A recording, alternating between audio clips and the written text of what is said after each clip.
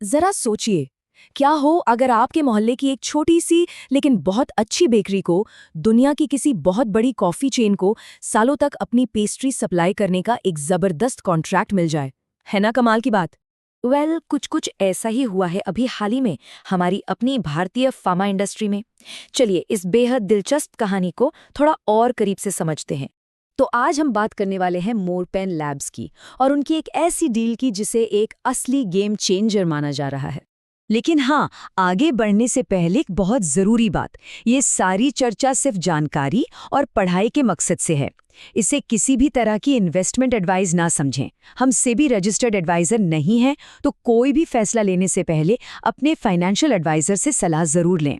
तो कहानी शुरू होती है मॉरपेन लैबोरेटरीज के साथ, जिसने हाल ही में एक ऐसी घोषणा की है जिसने बाजार में हलचल मचा दी है। अब इस पूरी कहानी को समझने के लिए एक शब्द है जिसे जानना बहुत जरूरी है, और वो है CDMO। इसका पूरा मतलब है contract development and manufacturing organisation. अब इतना भारी भरकम नाम सुनकर घबराइए मत।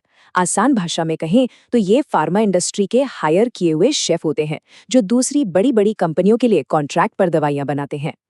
और मोरपेन लैब्स को जो कॉन्ट्रैक्ट मिला है वो मिला है दुनिया की एक बहुत बड़ी फार्मा कंपनी से। और डील कितनी बड़ी है, ये आंकड़ा देखिए, पूरे 825 करोड़ रुपए की। और ये कोई एक दो बार का ऑर्डर नहीं, बल्कि एक मल्टी ईयर डील है जो कई सालों तक चलेगी। और जैसे ही ये खबर बाजार में आई, जानते हैं क्या हुआ? खबर आते ही सिर्फ एक ही दिन में कंपनी के शेयर की कीमत में 15 से 16% का जबरदस्त उछाल आ गया। इससे आप अंदाजा लगा सकते हैं कि ये खबर कितनी बड़ी थी। चलिए अब जरा नंबरों की दुनिया में चलते हैं और ये समझने की कोशिश करते हैं कि आखिर ये 825 करोड़ रुपए मोरपेन की बैलेंस शीट के लिए क्या मायने रखते हैं। इस डील के असर को समझने से पहले ये देखना जरूरी है कि कंपनी आज कहाँ खड़ी है। तो वित्त वर्ष 2025 के आंकड़ों को देखें तो मोरपेन का सालाना रेवेन्यू था लगभग 1830 करोड़ रुपए और सारे टैक्स चुकाने के बाद प्रॉफिट था करीब 118 करोड़ रुपए का। तो अब सवाल ये है कि ये डील कितनी बड़ी है। अंदाज़ा ये है कि अकेली ये डील मोरपेन के सालाना रेवेन्यू को करीब 2000 से 2100 करोड़ रुपए तक पहुंचा सकती है, मतलब मौजूदा लेवल से एक बहुत बड़ा जंप। लेकिन हाँ, एक बात ध्यान में रखनी होगी, ये सारा फायदा रातों रात नहीं मिलने वाला। सप्लाई शुरू होगी 2026 के दूसरे क्वार्टर में और इसका असर कंपनी के नतीजों पर दिखना शुरू होगा उसी साल के तीसरे क्वार्टर से। मतलब इस डील का पूरा असर अगले कुछ सालों में धीरे धीरे देखने को मिलेगा।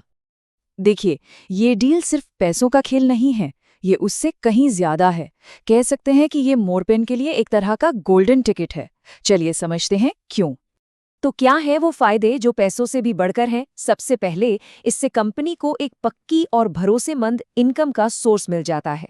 दूसरा, जब आप दुनिया की किसी टॉप कंपनी के साथ काम करते हैं ना, तो ये आपकी क्वालिटी पर एक ग्लोबल मोहर लगाने जैसा है। इससे मोरपेन की साख दुनिया भर में बढ़ेगी, साथ ही नई टेक्नोलॉजी और काम करने के बेहतर तरीके सीखने को मिलेंगे। और हाँ, इससे भविष्य में ऐसी ही और भी बड़ी पार्टनरशिप के दरवाजे खुल जाएंगे।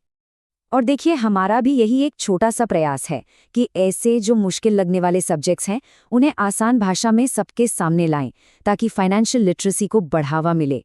और अगर आपको हमारा ये काम अच्छा लग रहा हो तो चैनल को सब्सक्राइब करने के बारे में ज़रूर सोचिएगा। और हाँ, एक बार फिर याद दिला दें, ये कोई खरीदने, बेचने या होल्ड करने की सलाह नहीं है। ये सब सिर्फ आपकी जानकारी के लिए है। अच्छा, इस डील की अहमियत को और गहराई से समझने के लिए थोड़ा जूम आउट करते हैं और ये देखते हैं कि ये पूरी की पूरी फार्मा इंडस्ट्री आखिर काम कैसे करती है। फार्मा इंडस्ट्री को ना एक परिवार की तरह समझ सकते हैं।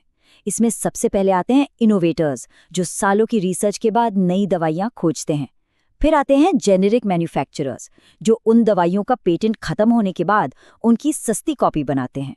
फिर बायोटेक कंपनियां हैं जो एकदम हाई टेक दवाइयां बनाती हैं।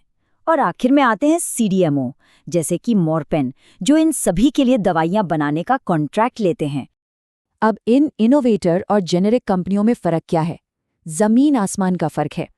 इनोवेटर कंपनियां रिसर्च पर अरबों डॉलर खर्च करती हैं, जोखिम बहुत ज़्यादा होता है, लेकिन अगर दवा चल गई तो प्रॉफिट मार्जिन भी 20 से 30% तक होता है। वहीं जेनेरिक कंपनियां कम लागत और कम जोखिम पर काम करती हैं और उनका मार्जिन 5 से 15% के बीच रहता है। अब वापस आते हैं भारत पर और देखते हैं कि मोरपेन की ये डील इस बड़ी पिक्चर में कहाँ फिट होती है और हमारे देश के फार्मा सेक्टर का भविष्य कैसा दिखता है। भारत को यूं ही दुनिया की फार्मेसी नहीं कहा जाता। आपको जानकर हैरानी होगी कि दुनिया भर में सप्लाई होने वाली हर 5 में से 1 जेनेरिक दवा भारत में बनती है। ये करीब 20% की हिस्सेदारी है।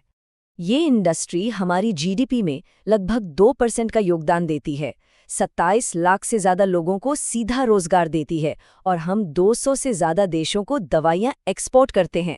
और सरकार का लक्ष्य है कि 2030 तक इस इंडस्ट्री को $130 बिलियन तक पहुंचाया जाए। मोरपेन जैसी डील्स इसी बड़े लक्ष्य को पाने में मदद करती हैं। तो ये थी मोरपेन लैब्स की इस बड़ी डील की पूरी कहानी। और जाते जाते एक आखिरी और बहुत ज़रूरी रिमाइंडर, ये विश्लेषण सिर्फ एजुकेशनल पर्पस के लिए है। किसी भी तरह के नफ़े या नुकसान के लिए चैनल जिम्मेदार नहीं होगा। कृपया कोई भी निवेश करने से पहले अपने फाइनेंशियल एडवाइजर से ज़रूर बात करें। जब आप हमें सपोर्ट करते हैं तो हमें ऐसे ही और जानकारी भरे विश्लेषण बनाने की प्रेरणा मिलती है। तो प्लीज़ चैनल को सब्सक्राइब ज़रूर करें और कमेंट्स में हमें अपने विचार बताइए।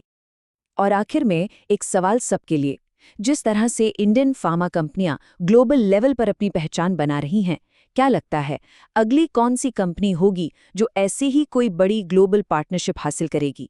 इस पर सोचिएगा ज़रूर।